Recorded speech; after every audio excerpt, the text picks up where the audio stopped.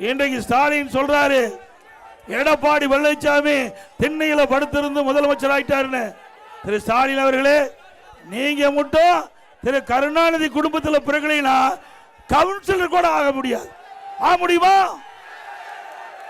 ஒரு கிராமத்தில் பிறந்து ஒரு கிளைச்சலாளர் இருந்து ஒன்றிய பொறுப்பு, மாவட்ட பொறுப்பு, மாநில பொறுப்பு, எம்எல்ஏ, எம்பி, அமைச்சர், பிறகு முதலமைச்சர், பிறகு உங்களால் பொதுச் செயலாளர் கட்சிக்கு நான் உழைத்து வந்தேன். உங்க அப்பாவுடைய அடையாளத்தில் வரல.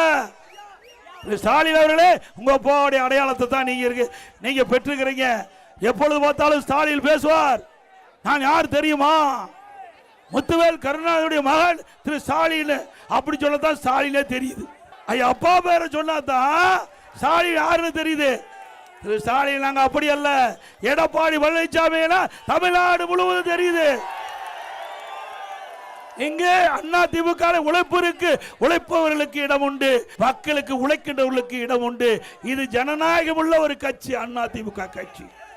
ஆகவேதான் நீங்க எத்தனை முறை இங்க கட்சியை உடைக்க பார்த்தாலும் உடைக்க முடியல.